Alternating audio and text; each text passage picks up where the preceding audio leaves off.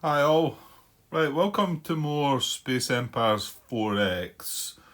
And this is going to be an attempt at, I say attempt because, yeah, this is going to be an attempt at playing with the AP bot, which is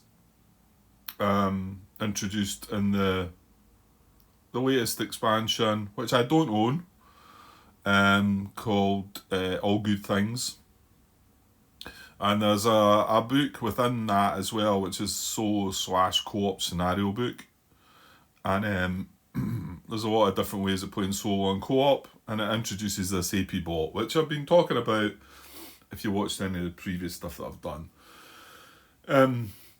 I'm still enjoying this game clearly because I played the Doomsday Machine scenario and I played the Alien Empire scenario.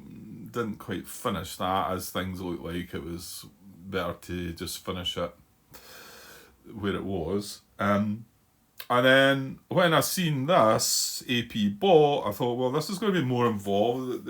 It's going to play more like a human player. There's a lot in the rules. I want to say, right, it starts on page 33 in the rulebook here. And there's a few flowcharts and stuff at the end. So page 33. So rules wise, it goes up to page 51. So it's quite a lot of pages of rules. But from page 48 to 51 is optional rules. I'm not going to play with any optional rules. And there's also a lot of things talked about in these rules that I don't have because I've not got any of the expansions. So I still think this is playable. It seems to suggest that it is. Right, first of all, the rules for this. They're not very well set out, shall we say. I don't find them. This is my personal opinion, I suppose. Some people might be fine with it. Now, whether it would be more clear if I owned the whole all the other expansions, and I'd played some of the other stuff, and a lot of these things might be clearer, but the way it's laid out is it's a bit of a mishmash, really. And it's really hard to, there's no sort of structure to it, like following through the rules. I mean, I know we've got the game follows a sequence of play here, and we follow it, and then we're just going to have to introduce these AP rules, AP bot rules, as we go. But I really struggle with the rules, and I think it's just because of the way they're set out. Yeah, it doesn't really make it flow as such, you know. And well, that's why now I should give this guy the credit because he put a lot of work into this. These flowcharts that are downloadable from BGG, and I printed them out.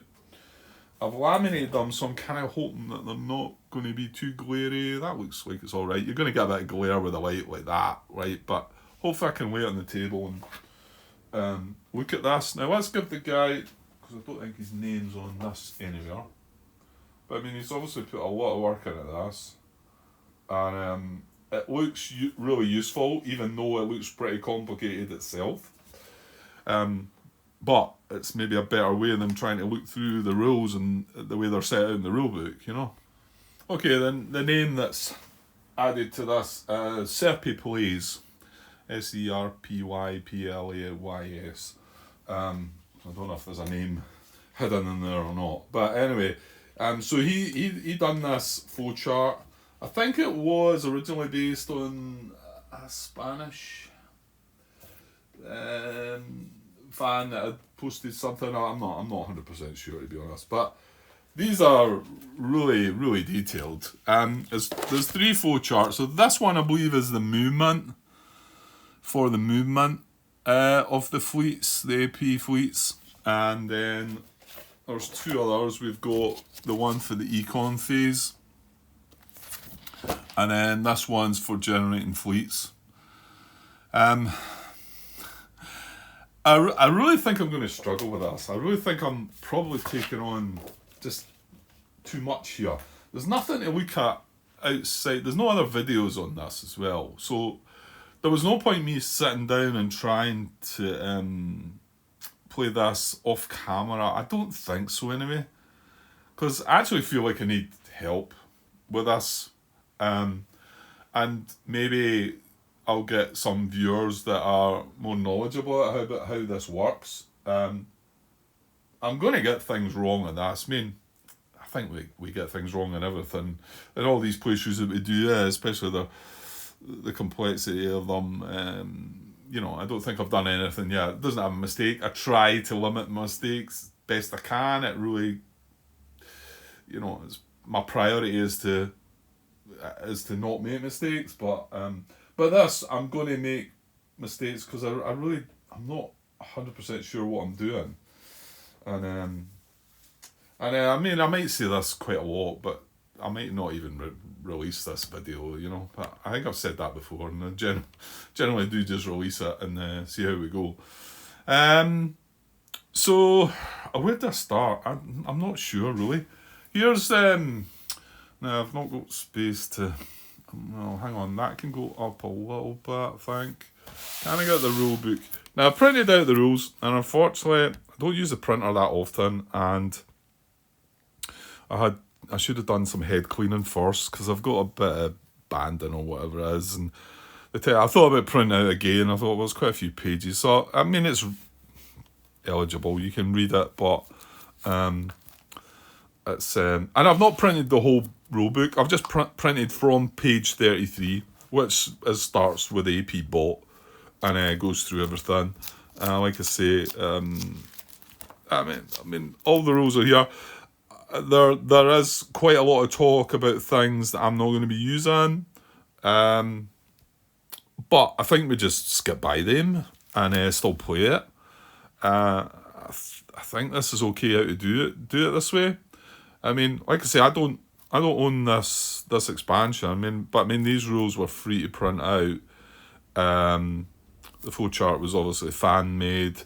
The player aid cards, the production sheets and that were all there. There's us going on to some optional rules, but I'm not going to use any of them at all. And then that's it. And then after that, these flowcharts, it talks at the beginning. Actually, let me see that at the beginning. I wanted to look at that. Does it say? Yeah, I mean, maybe I should read this, to be honest. But it says the flowcharts at the end of this scenario book apply to the rules sections above. So none of this AP bot, they apply to other rules above. They do not apply to this iteration of the AP bot. However, I did feel like, I think that's incorrect because although these are not relevant, I want to say, yeah, this one here, which, okay, we can turn it around. This one here, because I've printed more copies of this out. This and this, which I think might be relevant. Yeah, sorry, we are going to get some glare here and there. I'm actually just holding the tripod. I've not really got the space here.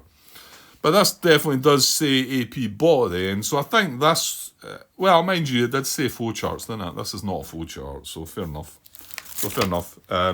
You'll see that as we move on, there is some flowcharts, and this is based on the playthrough I've just done, although it's using All Good Things rules, so it's slightly amended, I think. That's for the alien player. So that's the movement phase, that's the combat. What was that? That's the economy phase, if you're playing the alien player. But I moved on from that now. I'm not going to do that. And then I think it moves on to Replicators, which is one of the other expansions, isn't it? Which I've not got. That is that. Right, and then where's the... So there's one other thing that's missing. And when reading the rules, I was like, right, what is that? Where is that? I can't see that anywhere. So yeah, these I've printed these out. That's page 54, and then 55 is all the ships things. So I think we need them, and we need one of these.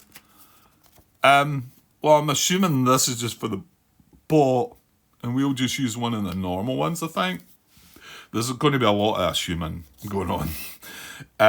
But it's nice to see down the bottom, it's got here that these are the things that is seen. So if it sees that we've got fighters, we check that, and it sees how far my movement is, things like that. Here's some of the things that I'm not going to be using. It looks like mine's I might, but boarding, security, exploration. You've got 2 levels of exploration now, so I don't think I'm going to be using the second one because I think that's something new as well. You've got advanced construction, is it? Anti-replicator. I'm not going to be using any things. I'm just going ground. We're not using ground forces. I'm just going to play. It's just the base game, and so I'm not that sure if this all works okay, but I think it does. I get the impression that I can still play it just with the base game, and just skip all these bits. So that's page 54 and 54 and 55. Yeah, I've made 3 copies of them, so I've got them handy. And then the other missing thing, and unfortunately I had to hunt this down. This is apparently on. Now, I don't know if this is okay to be showing this or not, because I know that some of the game companies are quite happy to release the rule books, and generally they'll leave certain player aids not printed, not uploaded to download, so that you have to, because a lot of these games are created on Vassal and Tabletop Simulator and that, and if you've got all these things, you could just play it without purchasing the game. I mean, you can see I've got the base game here. However, I'm admitting to not having the expansion. Again, though, my understanding is that this can be used without owning the expansions, but I could be wrong. Could be wrong with that. So this is the Paranoia morale track, and this is somebody that's uploaded it as an image to BGG, just took a photo of it, and that's the best I can get. Now I don't know if it would be allowed, and if somebody is watching this, if they can photocopy it and upload it, but I don't know if that's allowed or not. It could be that that's breaking some rules. I don't want to, I don't want to be doing anything I shouldn't be doing. This image was there for me to print out though, so I mean I think that's all right, unless the guy that's doing the picture shouldn't have done, but there's no his name's not here anywhere. I'm not mentioning any names or anything like that, just in case, but I should be able to work from that as well, just from what I've got there. But if somebody knows and it can be uploaded, then it would be better to get a bit bigger. Obviously this would be a full size page, I would think. I don't know if it's on the actual. It can be on the box.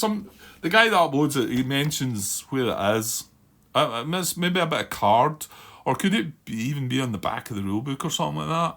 I don't know. Anyway, it's something that we need to track for it as well. So that's an additional thing as well. So yeah, and as usual, I'm 13 minutes in there and probably should have said that this first video is probably. I'd say it's not going to include any gameplay. I'm hoping that I'm actually going to do something. But I suppose a lot of it's just going to be about trying to work out what it is we're doing here. So let's look at the rule book and just see what the introduction here says. Right, so I have been able to move things about there a little bit. Say mounted maps is great when you can just shove them about on the table. And then, this is a big enough size table. I've got plenty of space here. To be honest, yeah, you could probably move things about a little bit. I'll maybe make a bit better setup. I've also got the counters here. These are all the sort of the basic ships for both sides. I'm going to be playing yellow, they're playing blue. But I'll hopefully structure them in some kind of tidier row and column sort of thing once I get going. Okay, so this is where it starts. It's rule 13, and let's say this is Space Empires, all good things. This is a solo/co-op scenario book version 1. So rule 13 here, AP bought. So it says purpose, solitaire and co-op is an important element in the Space Empires 4X gameplay that has evolved over the 10 years of the system's existence. The original scenario types, particularly DM, which is the Doomsday Machine, can feel a bit like a tower defence game, which can be a fun style of play. However, we aim to improve on surprising the player in this new mode by making the AP act more like a player, substitute, or bot. We hope that, like a player, the AP bot can surprise you. This AP bot can effectively be used in almost any previously published scenario with a wide variety of optional rules. Again, I'm not going to use optional rules. And then it says, treat this set of rules as completely different and not connected at all to the previously published above, which is the rules that came previously to this about all the different scenarios. And then it talks about these flow charts. So it's got some definitions there of things.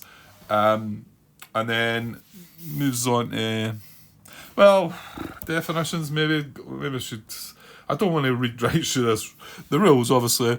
So it uses 2 D10s to create a D100 roll to generate different numbers, 1 to 100. AP, it says the AP and AP bot are used interchangeably in this rule set. EV is an exploration vessel, which we'll come to. FOB is a forward operating base, so these are new things which we'll come to as well. These are things that we are going to use. HS, home system, known AP fleet. So a known AP fleet is ships in known AP fleets have their technology levels tracked on a spare production sheet. There are situations in the game where a known AP fleet can become unknown again, and thus information on the production sheet may no longer be true, since the AP fleet will get to do tech and ship buying again. Right, one of the biggest mistakes I made in my Alien Empire playthrough was not fully grasping that we were hidden to the Alien Empire and the Alien Empire were hidden. Well, to be honest, it keeps us hidden. It keeps them hidden from us. But I forgot about the fact that we should be hidden in certain ways from them. They shouldn't know everything about us until they shouldn't know all our technologies until we enter combat. Don't think anything came up there that was an issue. But the other thing that I did blunder with was they shouldn't know what ships are in a given fleet until they actually move in and have combat with it. Then it becomes known. And so, again, I'm going to have to find a way of tracking that better. And I'm going to have to keep an eye, much keener eye on how this all works. Or it's just going to be a bit of a mess again. It's kind of ended up what sort of happened. I don't think the outcome probably would have been something similar in my game, but you never know. I don't know. Anyway, moving on. So map size. Now, this I was a little unsure about the meaning of this because this is important during some of the setup here. So it says map size, the number of, that's deep space, right? The number of deep space hexes following the shortest route between the alien player and the nearest player home system at the start of the game. I don't know if, when it says AP there, I think it means between the nearest AP home system and the nearest player home system. Because I don't know, I'll come in a minute. What you need to know this for, right? So player is a human player. SCT is a special counter tech. Now this was one thing that I thought, right, this is something that I'm not using, but it actually is. So, and yeah, that's why it's just difficult to follow a lot of this. Unknown AP fleet, an alien player fleet that is face down. Those units and technology are unknown to the human players. So until you combat them, yeah. Right, and then, yeah. Yeah, you didn't want to read through the rules, Grant, but you are. Yeah, and by doing this, it probably ends up that I won't have any gameplay in this part 1. It might be better that just talking about some of these things and trying to understand them rather than moving things about. But the fact that the AP, my understanding is the bot, I'm wanting to say, doesn't do anything for the first 5 economic phases. It doesn't do anything. So that's why I thought I could get some gameplay, because I know how to play myself. I know what to do myself. So, that should be fine. So I might actually be able to get a few of my turns in if I'm not having to be concerned about what the bot's doing, if he's doing nothing.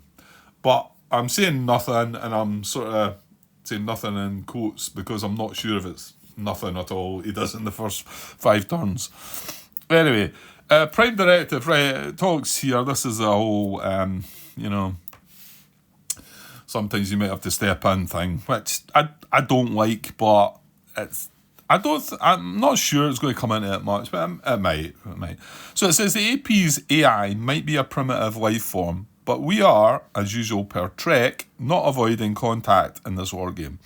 The Prime Directive in Space Empires actually means where the rules are silent or conflict, use common sense and play your opponent intelligently. Right? If anybody's watched my stuff, I go on about how I don't like common sense, and well, I'm not saying I don't like it.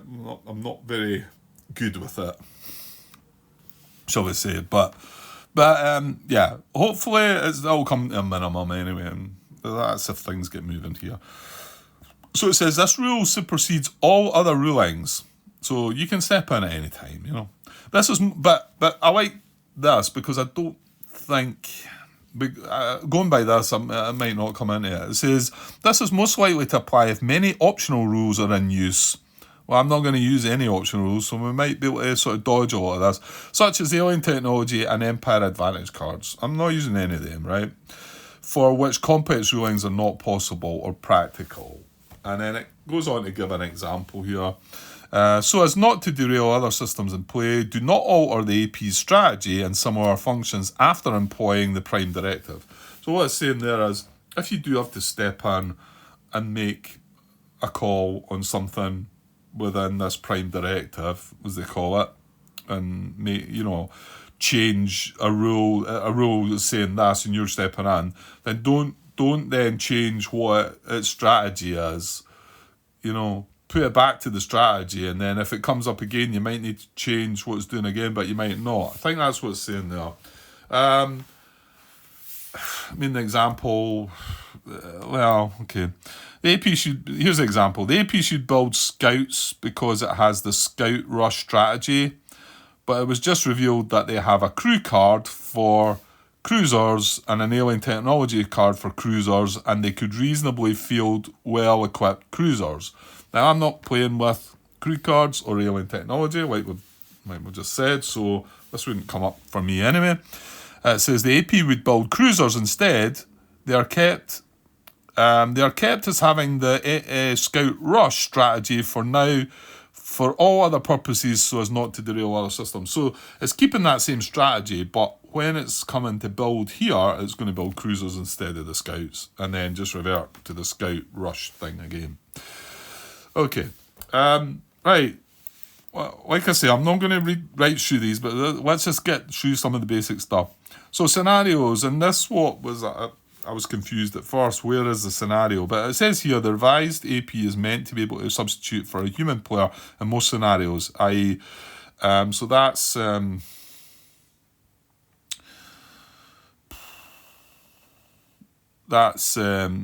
Co-op Scenario Book 2.2 two-player standard.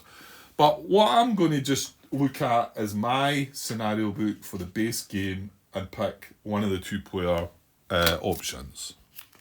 Right, so moving across the page here, and this is where this question I had to start with comes into it. This is the expansion goals table. It says the table is used in a few rule sections to help the AP decision making. So here's the map size depending on, and it says defined above. And if I go back that page, defined above, map size there. Oops, what happened there? Why are we not focused? Alright, hang on. Well, that was kind of strange. I've never seen that before. It just went out of focus. Not sure. Anyway, going back to here, it says map size. The number of deep space hexes following the shortest route between the AP and the nearest player home system at the start of the game. So, yeah, so this is decided at the start of the game. Right, so jumping across to this, and this is, like I say, this is the scenario book for the base game. version 1.2 though, of Space Empires. And I'm just going to play, looking at one of the 2-player options. I thought I'll not pick the small, but I'll pick the normal rather than the large, I think. And then there's extra large as well or something. Anyway, so I'm going to pick the normal. So there's the setup. I mean, any of you have played multiplayer before, you've probably done it 100 times. I've not, so slightly different setup. So player 1's home system markers go in there, and player 2's go in there. And there's 26 home system markers. And then the rest of these hexes are filled with deep space markers, so there's 34 deep space markers. You have to watch a little bit. Player 1, because of the hexes and the way it's set up, player 1 must choose one of the half hexes on the right edge of the playing area to make it work. And each player places his own planet. Yeah, so this is what I'm going to use. And like I say, and if you look there, there's 1, 2, 3, 4 rows of deep space system markers between each home system markers. And coming across to have a look, that's, you know, what I mean there is. Yeah, and sorry, I should maybe explain. These are yellow, this is going to be me. So these are my home system markers. I've got the actual markers for them.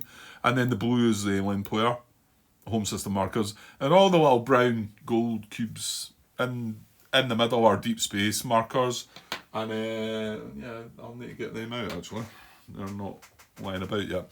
So anytime I move into one of them or explore, or if he explores or whatever, I'll draw out a cup and then remove the marker. It's just rather than put them in. But you can see there's 1, 2, 3, 4 rows between the two systems.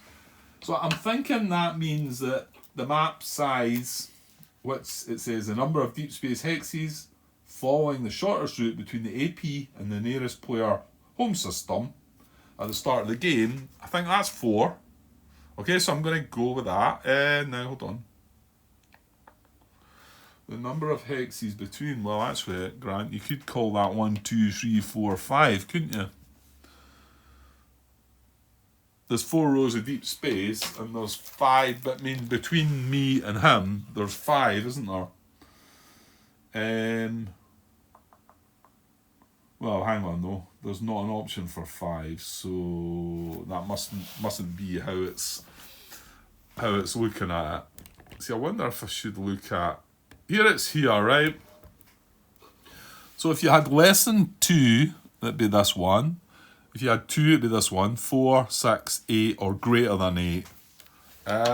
Because I've not got all the rules printed out there. Looking at the small player, 2-player map, it's got 2 rows of deep space markers. I think it must mean the number of deep space. So it must be 4 for me. Yeah, I'm not going to go and look that up then. I'm going to say it's 4 for us then. Okay? Now, what that tells us is that the goal deep space colonies is going to be 1. The starting / minimum EVs is going to be 2. And hopefully we'll understand what these things mean in a bit. The maximum terraform tech is going to be 1. Now,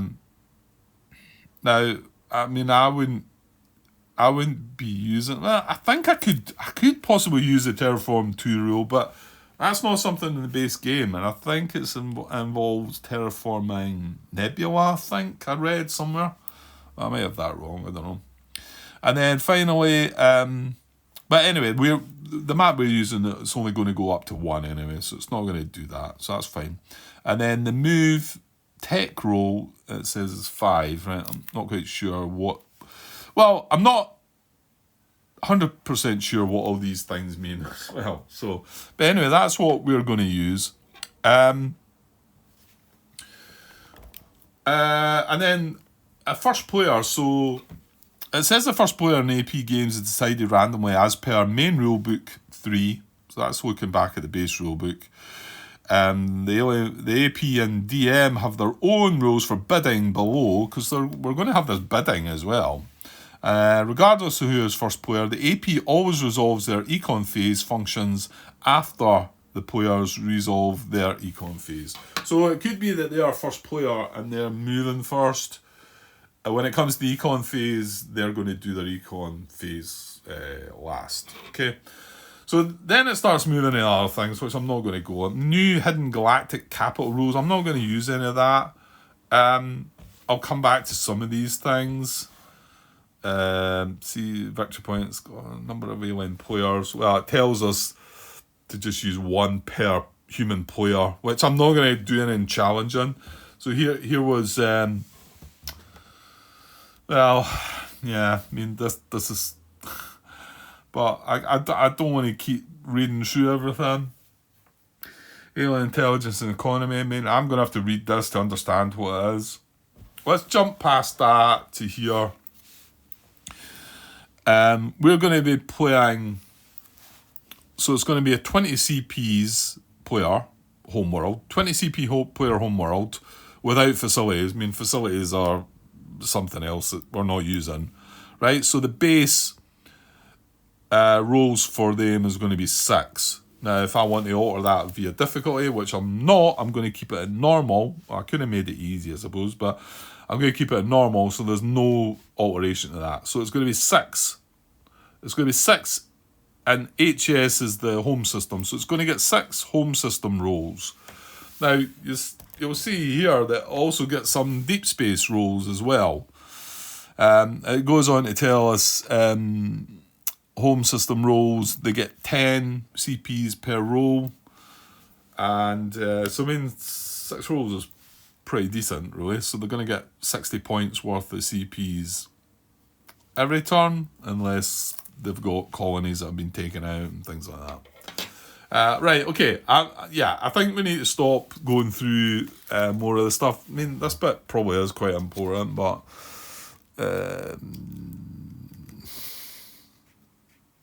yeah, it probably is. But I'm then just wondering, is the other stuff? I mean, the other stuff's important as well. Although I suppose, yeah, I can get to that. Let's look at this. I suppose I should.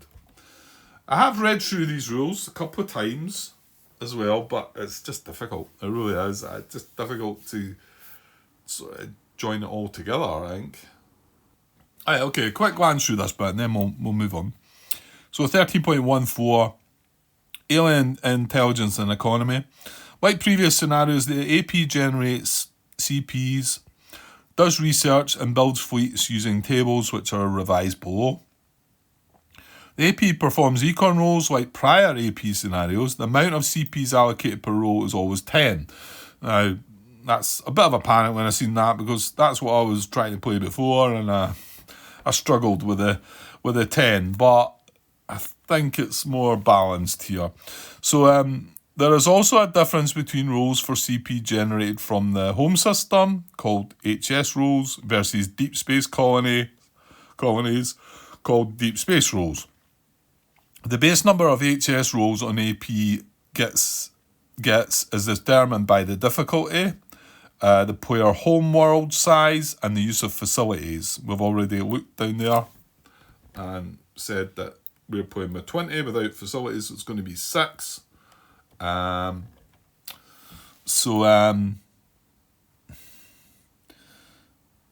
the AP has 2 budgets, one for fleet and one for technology spending. So we had this before with the fleet and technology. We also had extra econ rolls. That doesn't come into this. So they're either going to put their points into fleet or tech.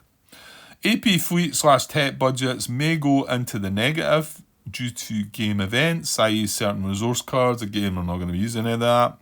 If the AP is attempting to spend out of a budget with insufficient funds, see below, as the AP's fleet budget will take from the tech budget to launch certain fleets. Yeah, it says here that if it's not got enough points in fleet, I think it needs 60 to launch a fleet, and there's enough in tech that it can just take out of there to make the 60, I think it goes and does it. Yeah, it's further down here, but okay, we'll maybe get to it. But I'm definitely stopping when we get to this miscellaneous rules. I'm not going to carry on reading. Okay, the AP tracks economy on new economic sheets like human players. Now, and I think that's the ones that I've printed out. So, yeah, I'll get it in a minute. I showed it already. So I think it's the ones. It tracks revealed sheeps. It tracks revealed ships and technology as a player on a normal production sheet, including the highest movement technology used by all players. Right. I'm going to have to carefully track this and make sure I'm tracking it, even if there's not anything on the bit of paper that says, you know, tick this box. If I see something that was hidden before and now it's not, to either me or to him, then I need to make some note of that. Yeah. Okay, so HS rolls, so home system rolls. The number of dice rolled representing CP from the AP's home system, including Barren Planet. Remember, there's one Barren Planet as well. Game difficulty. The number of dice rolled representing CP from the AP's home system, including the Barren Planet. That's what it means by HS rolls. Game difficulty and certain options set the base home system rolls. Base home system rolls are increased when the AP obtains its home system Barren Planet. And then the number of HS rolls may be modified by missing colonies, maintenance, and missing homeworlds. See below. The minimum number of HS rolls is 1. Right. So we know we're doing 6 here. So just jumping down. So deep space rolls. Deep space colonies generate separate rolls for CP. Only and I'm not sure I quite fully understand all this yet as well, but I'll give you my take on it anyway, it's maybe more straightforward than I think. Only non-blockaded colonies generate a DS roll. A DS roll is generated for producing colonies regardless of level, and the CP value is always as if full. So as if full, I don't know if they have to grow or not. I think they just automatically become 5. I don't know. This is usually 5 CP, but card effects or planetary attributes, if used, may modify this. We'll not be using any of that. There's a terraforming 2-bit, but I'm not, going by my map size, we can only go to terraforming 1 anyway. I'm not sure I would be using this either anyway, but it says terraforming 2 and Nebula each counts as a DS roll worth 5 CP. MS pipelines are not needed. I don't know. It sounds like you can terraform nebulas, I think. Again, that's probably in some rules that I've not really got access to in the base. It's not in the base game as well. So, quickly just finishing this off. Insufficient funds and budget. Unlike in previous scenarios, anytime the AP is attempting to purchase something from the fleet budget but has insufficient funds, the remainder is taken from the tech budget instead, if available. However, the reverse is not true. If insufficient funds are present in the tech budget, that purchase is not made. No funds are taken from the fleet budget. So it can borrow, not borrow, it can just steal from the tech budget, but you can't steal from the fleet budget to do a tech. So expansion fleet launch. If the fleet budget does not have at least 60 CPs and the AP is attempting to launch a fleet, funds are immediately taken from the tech budget to get to exactly 60 fleet CP. So I'll steal it out of that to launch a fleet. Right, finishes off here, and I'm definitely going to stop here at this miscellaneous rule. But the AP gains knowledge of player technology as a normal player would through combat, and the AP's knowledge is updated at the end of a battle. These are things that I'm all going to have to keep track of, because I didn't make a good job of that in the previous.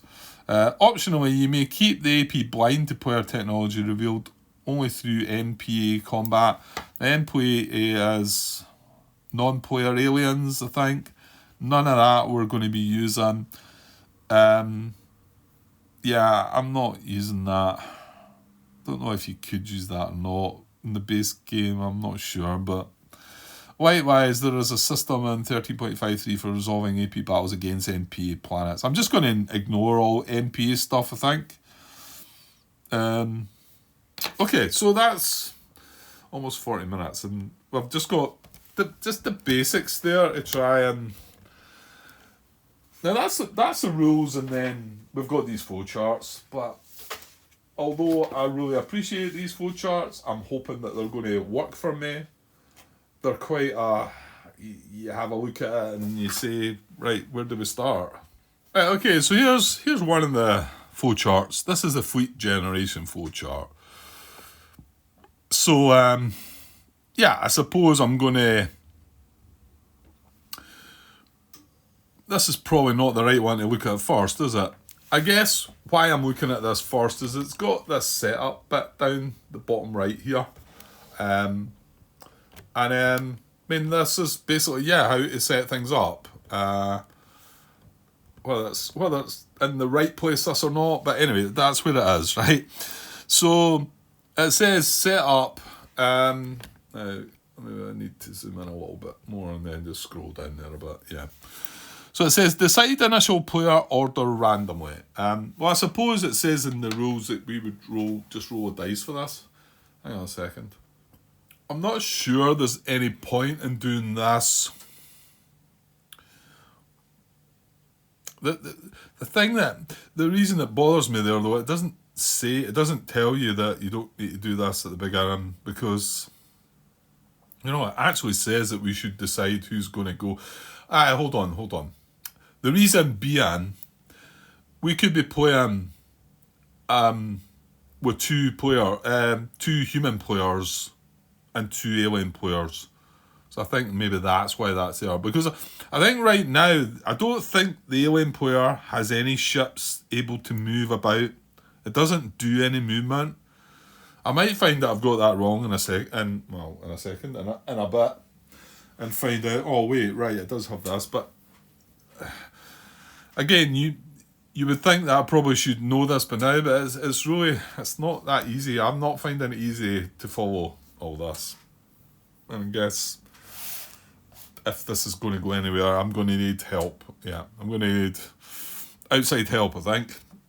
But it'd be good to try and get a video of this out there, and for others to try and, I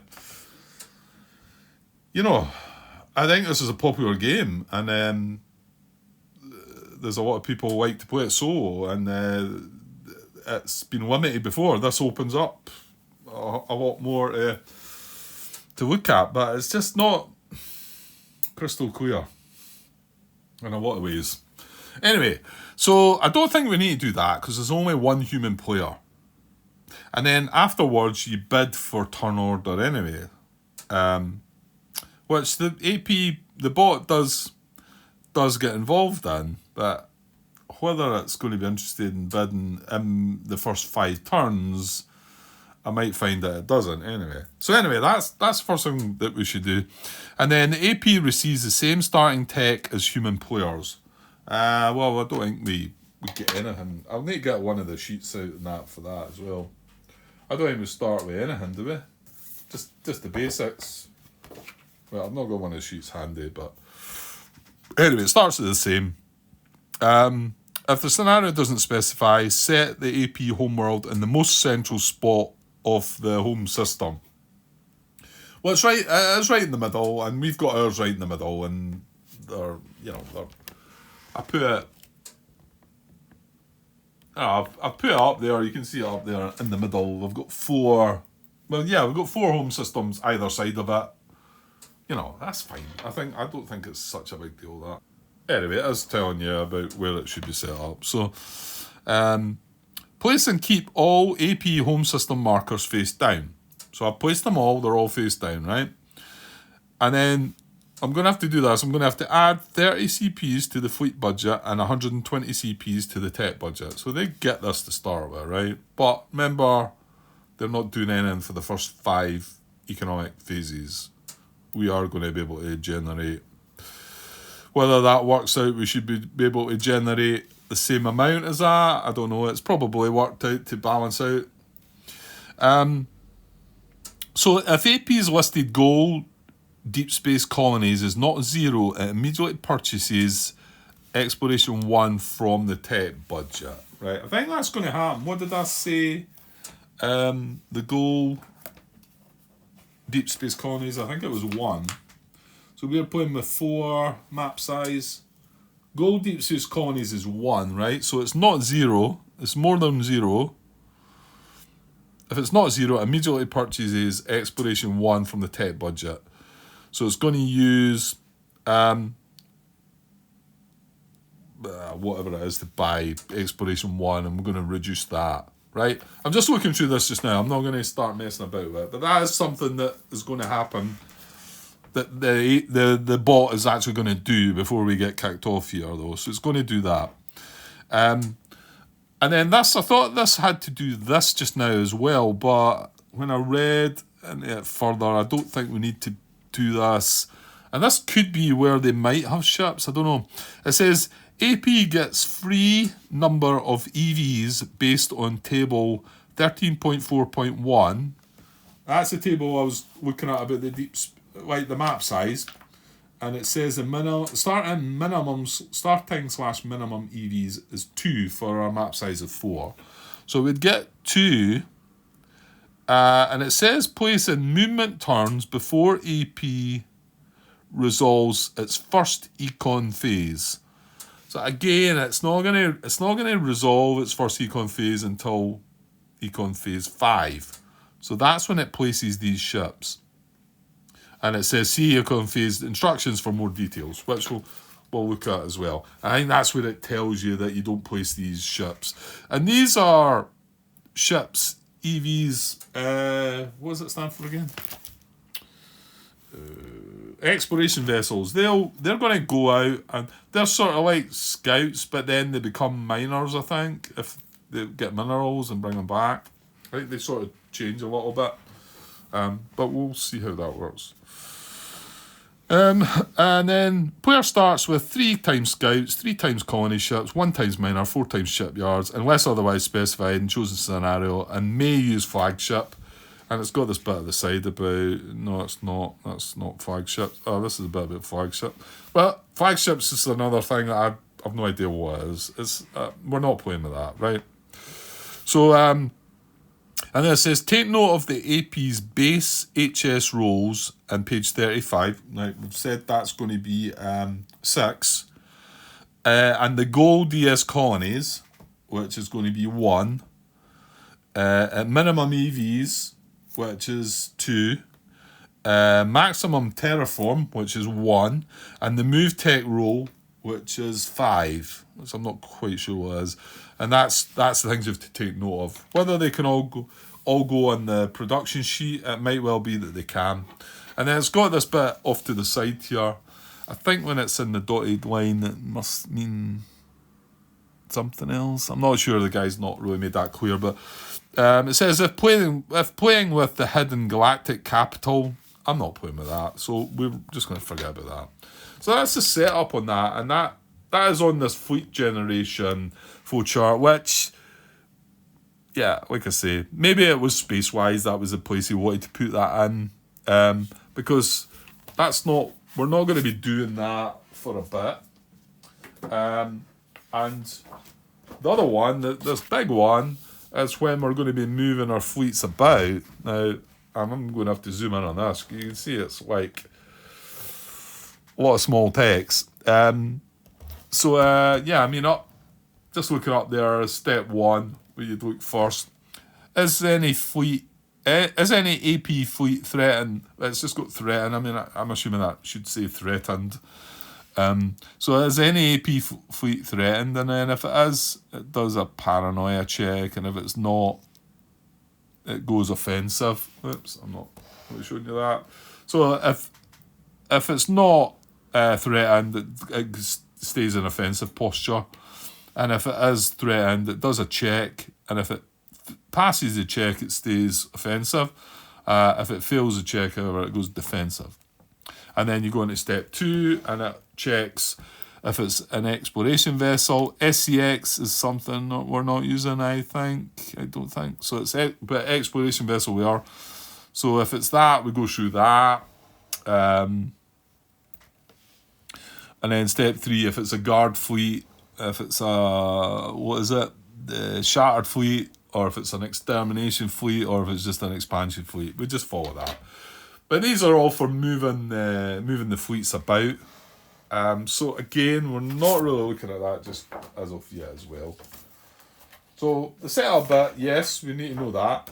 And then I think from there, as far like I say, as I understand that we're not going to be doing anything with the boat until, in fact, it tells us up here. This is the econ phase flowchart.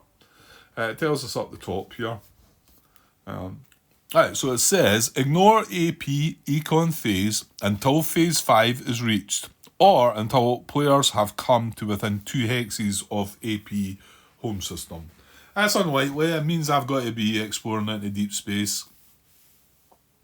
Like get through 2 rows of deep space to get into that. I mean, I'm not going to be wanting to do that either, so I don't think that's going to happen.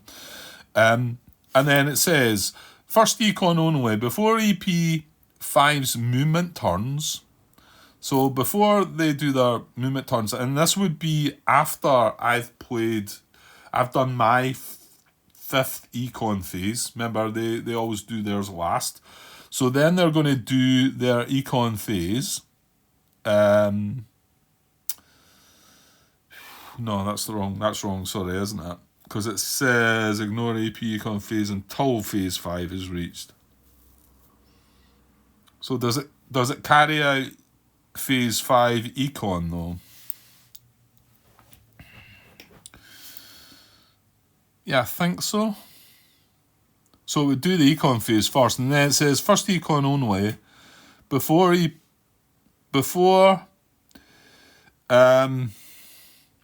economic phase 5's movement turns. So remember that you do the economic phase first and then you move on to the movement turn. And that's actually threw me a bit because I used to call the movement turns, I felt like it was then this would then be round 6, but I don't think that's the case. But the problem with the way that it's set up, you start the game at turn 1. You don't start the game with an economic phase. Well, it's okay. But this isn't economic phase 1 either. So it's as if you get 3 turns before the game kind of moves on. You know, you get 3 turns, then you move on to economic phase 1 and go through this procedure. Then you move on to turns again. And the way it feels like it's written here, that would then be economic phase turns number 1. Economic phase 1 turn, and then their turns. Yeah, I'm not. I mean, I think that could have been better set out. I think I've said that already quite a few times, to be honest. But anyway, so before that, the movement turns. It says you place the first EV in the hex closest to the human homeworld, and place additional AVs in random hexes on the same row. And remember, that's based on our starting minimum EVs, which is 2. They're going to get 2. So they're going to place 2 of these then. But this is where it doesn't place them until then. But initially I thought it placed them right at the beginning, but the sort of rulebook sort of suggests that it does. They get placed at the beginning, but I don't think that's the case. So they don't get placed till then. And then once they've been placed, then I'm assuming they can then start moving about. And then once you've done that though, this is where it kicks things off. Yeah, it says important. These will move/explore in the 3 movement turns preceding the first econ phase rolls/launches, etc. These will move exploration in the 3 movement preceding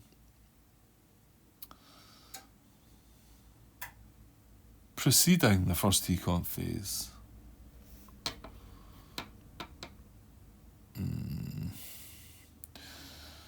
So I'm not sure if, right, so we go into economic phase 5, and then this triggers, and I think they do an economic phase then.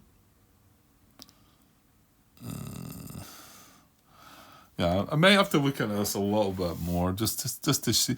And then I think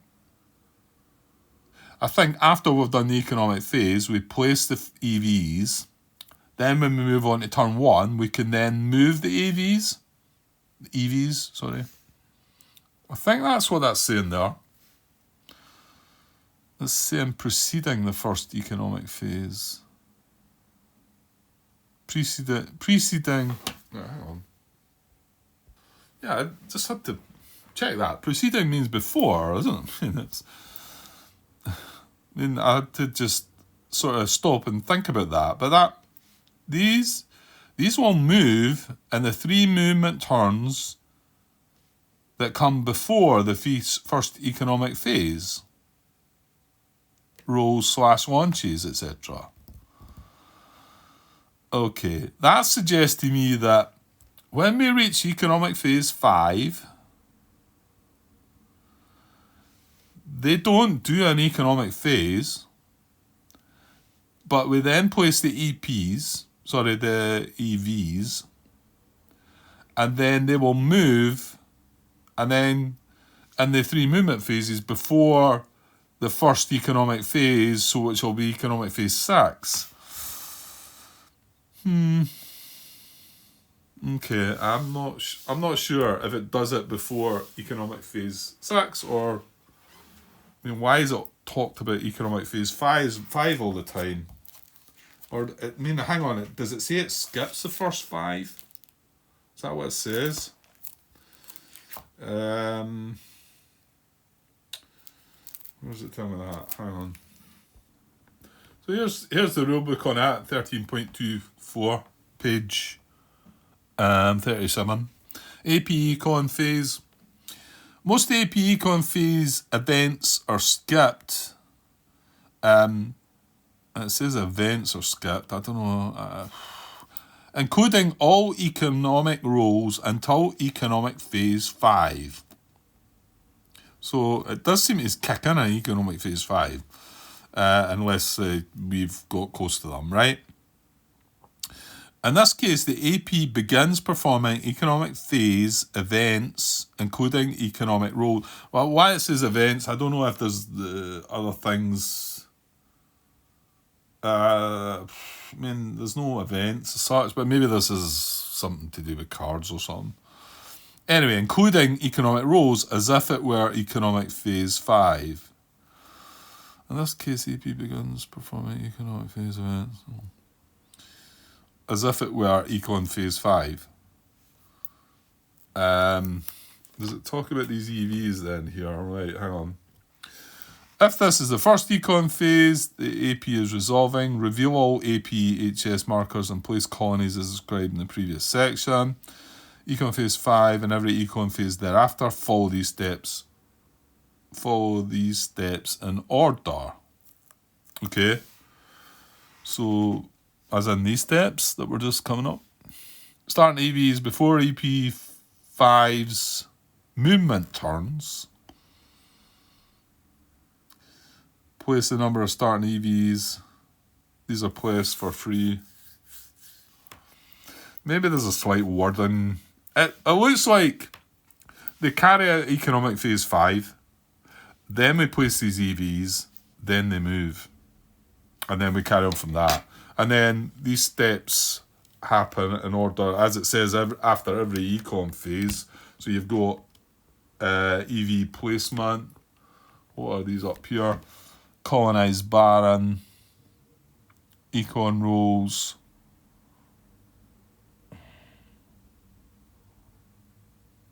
I don't know if I'm following that right or not. That, again, it's just... See, econ phase 5 and every econ phase thereafter, follow these steps in order. And then this goes on to another bullet. Does it mean all these bullets after?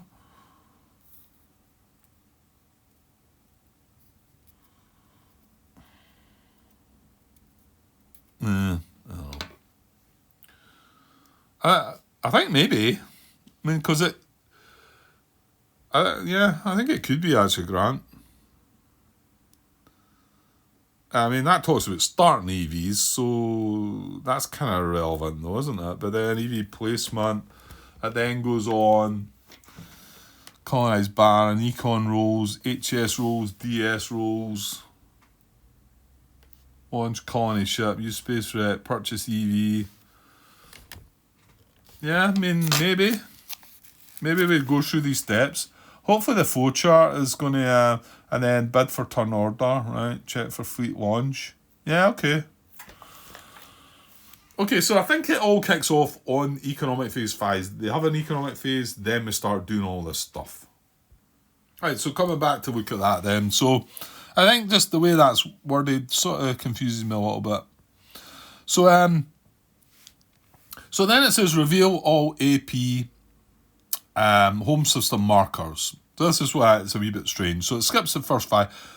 And then, right, read on, finish this. Place fuel colonies on planets except the Baron unless the AP is terraforming 1 already.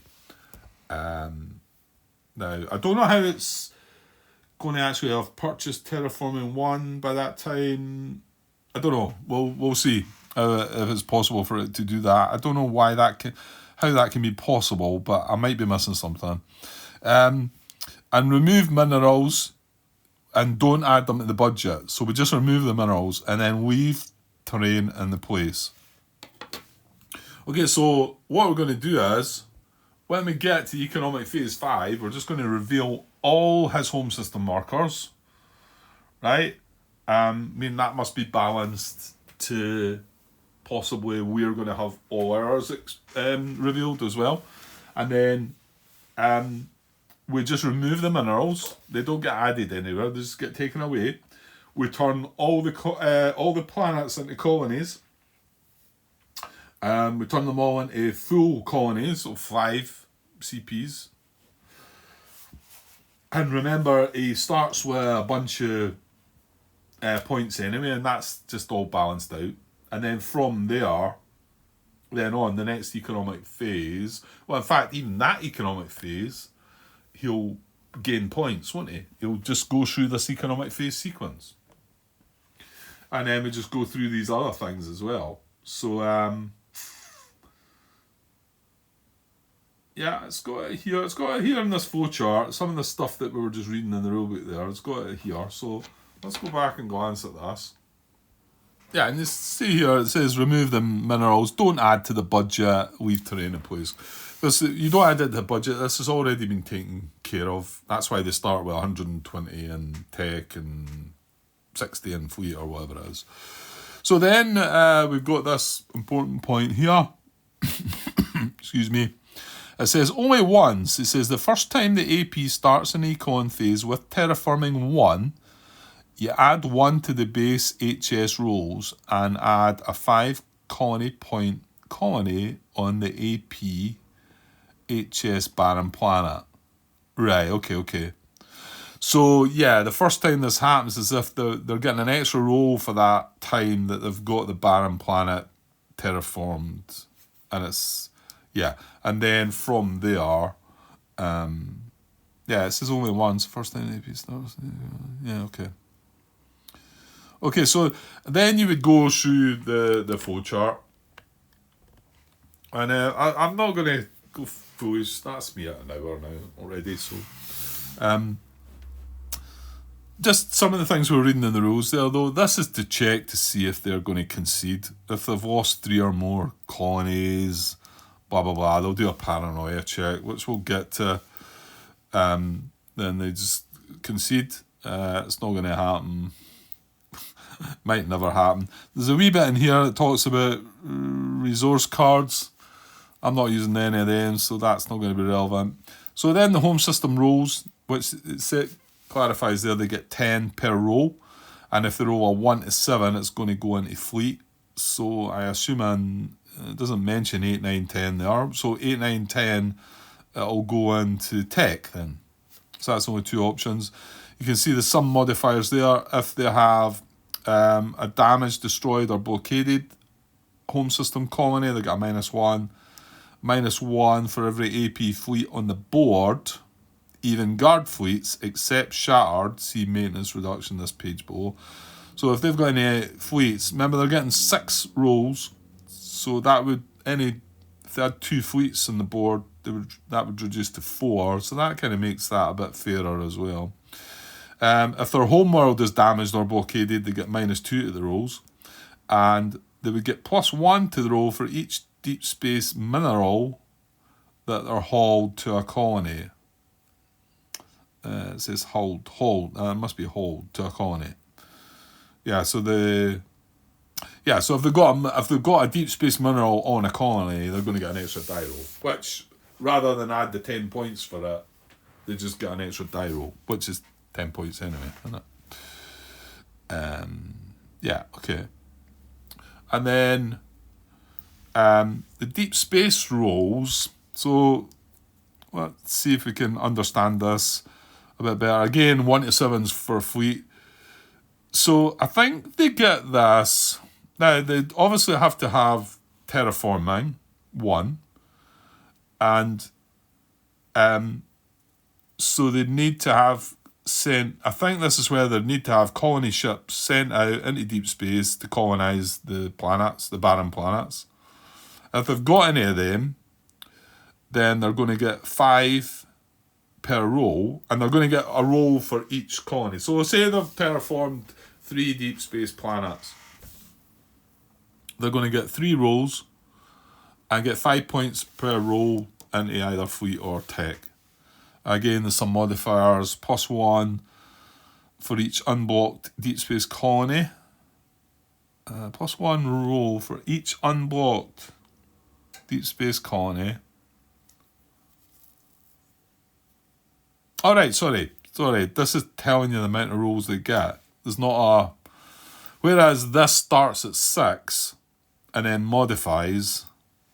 This starts at 0, I'm assuming, but you get +1 for each deep space colony you've got. You get +1 for each mine nebula. Well, I'm not going to be doing that, remember? And you get +1 for per dilithium crystal hauled to the homeworld. Well, I'm not playing with that either. So they're only going to get 1 die roll for each deep space colony that they've got. And even if it's damaged, they'll get it, but it needs to be unblockaded, sorry. Okay, and then it moves on to the next step, which is launch a colony ship. So it says if no enemies in AP... Yeah, do you really want to go on further here, Grant? Because I'm just going to end up going right through this one. But this is where we're going to start, I think. This is where things are going to start. Well, maybe we should just wait until we actually get started and come here, rather than go through all this. I suppose I'm just trying to understand it all myself. So rather than it's going to launch colony ships if some of its colonies have been destroyed. It'll try and colonise them again. Yeah, this FOB bit thing. Here's FOB construction here. I need to understand this a bit more as well. But anyway, that's further down the list. So, do we not start with something like that though? No, I don't think so. Forward operating base. They are kept face down until encountered. No, I think this is something that actually comes into this flowchart, and we're going to get to it once we've been through all these steps. So quickly, just without reading the steps, let's look. So with launch colony ships, you check for space wrecks. You purchase EVs, vessels, what were they again? Exploration vessels. Then it's got the arrows coming down here. So then it would check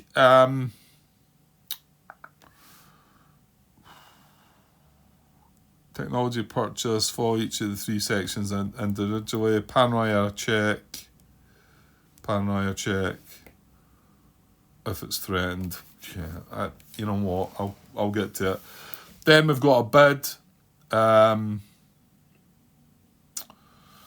which they'll maybe bid for the next bid for player order, isn't it?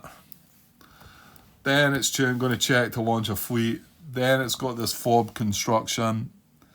Then it's going to grow colonies. which is some of that's following the economic phase sequence. Grow colonies is the last one, isn't it? This is a resource card, so then that's the end of that step. That's the end of that. So it goes right through that. And then this bit down the side, so this is the fleet launch process, so it tells you how it goes through that. You see it's all dotted just to separate it, I suppose. There was a bid process there that came from that. Coming along, looking at that. It's nice that he's got the rules highlighted on a lot of these as well, which is really good. You can go and check it.